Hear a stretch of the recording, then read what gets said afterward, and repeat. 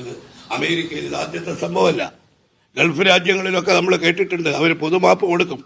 എന്നിട്ടും അവർ അവരുടെ വിസയും മറ്റും ലീഗലൈസ് ചെയ്യുന്നില്ലെങ്കിൽ ഇന്ത്യ ഗവൺമെന്റിന്റെ അനുമതിയോടുകൂടിയാണ് അവരെ ഡീപ്പോർട്ട് ചെയ്യുന്നത്. അതിന് പകരം ഈ 10-200 ആളുകളെ കയ്യിൽ കാലിൽ വിലങ്ങും വെച്ച് കൊണ്ടുവന്നിട്ട് ഒരു വാക്ക് ഇന്ത്യയുടെ പ്രധാനമന്ത്രി അമേരിക്കൻ പ്രസിഡന്റിനോട് പറഞ്ഞിരുന്നെങ്കിൽ അദ്ദേഹം തൊണ്ടൻ നാവുകൊണ്ട് പറയണ്ടല്ലോ.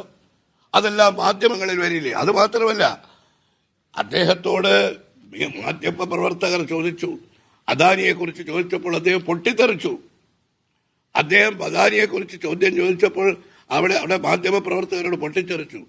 അതുപോലെ പ്രധാനമന്ത്രി അമേരിക്കൻ പ്രസിഡന്റുമായിട്ടുള്ള സ്വകാര്യ സംഭാഷണത്തിൽ ഇന്ത്യയിലെ പൗരന്മാരെ ഈ അനധികൃത കുടിയേറ്റക്കാരെ ഇങ്ങനെ തടവുകാരെ പോലെ ഭീകരവാദികളെ പോലെ കൊണ്ടുവന്നതിൽ ഒരു പ്രതിഷേധം പ്രകടിപ്പിച്ചിട്ട് പൊട്ടിത്തെറിക്കുകയൊന്നും വേണ്ട, ആ പ്രതിഷേധം പ്രകടിപ്പിച്ചു എന്ന വിവരം ഇന്ത്യയിലെ കോടിക്കണക്കിന് ജനങ്ങളെ അറിയാൻ ഉള്ള അവകാശമില്ലേ? അപ്പോ ശശി തരൂർ ഇവിടെ മാർക്സിസ്റ്റ് ഗവൺമെന്റിനെ പ്രശംസിക്കുന്നു, ശശി തരൂർ മോദി സർക്കാരിന്റെ അന്താരാഷ്ട്ര നയങ്ങളെ അഭിനന്ദിക്കുന്നു. ഇതൊന്നും എനിക്ക് മനസ്സിലാകുന്നില്ല എന്താണ്. ഇതെല്ലാം കോൺഗ്രസിന്റെ അഭിപ്രായങ്ങൾക്കെല്ലാം വ്യത്യസ്തമായിട്ടുള്ളതാണ്. അദ്ദേഹം പറഞ്ഞു, ഞാൻ കോൺഗ്രസിന്റെ വക്താവല്ല. പക്ഷെ ഞാൻ ചോദിക്കുകയാണ്, അദ്ദേഹം കോൺഗ്രസിന്റെ ഏറ്റവും അത്യുന്നത സമിതിയായ കോൺഗ്രസ് വർക്കിംഗ് കമ്മിറ്റിയിൽ അംഗമാണ്. നമുക്കിപ്പോൾ ഞാൻ UDF കൺവീനറാണ്. എനിക്ക് വ്യക്തിപരമായ അഭിപ്രായം പറയാൻ സ്വാതന്ത്ര്യമില്ല. ഒരു പാർട്ടിയുടെ MP കോൺഗ്രസിന്റെ അത്യുന്നത സമിതിയിലെ ഒരു വർക്കിംഗ് കമ്മിറ്റി മെമ്പറായ അദ്ദേഹം ഇങ്ങനെ സ്വതന്ത്രമായ അഭിപ്രായം പറയുന്നത് ശരിയല്ല എന്നാണ് എൻ്റെ അഭിപ്രായം. ഇനി അങ്ങനെ സ്വതന്ത്രമായ അഭിപ്രായം പറയണം എന്ന് അദ്ദേഹത്തിന് ആഗ്രഹമുണ്ടെങ്കിൽ അദ്ദേഹം മിനിമം ചെയ്യേണ്ട ഒരു കാര്യം ആ അത്യുന്നത സമിതിയിൽ നിന്ന് ഒഴിഞ്ഞു നിന്നിട്ട് വേണം ഇത്തരം സ്വതന്ത്രമായ അഭിപ്രായങ്ങൾ പറയാൻ.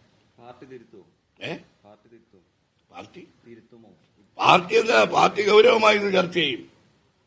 അദ്ദേഹത്തെ തിരുത്താൻ ആർക്കും കഴിയില്ലല്ലോ. അദ്ദേഹം പറഞ്ഞല്ലോ, ഞാൻ പറഞ്ഞതിൽ ഉറച്ചു നിൽക്കുന്നു. ഇത് തിരുത്താൻ വേണ്ടി പറഞ്ഞതല്ല.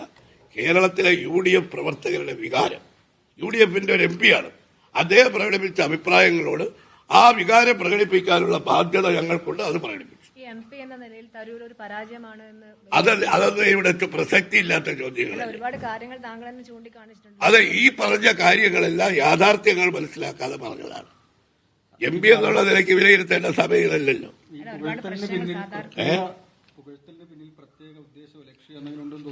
അത് അദ്ദേഹത്തോടാണ് ചോദിക്കേണ്ടത്.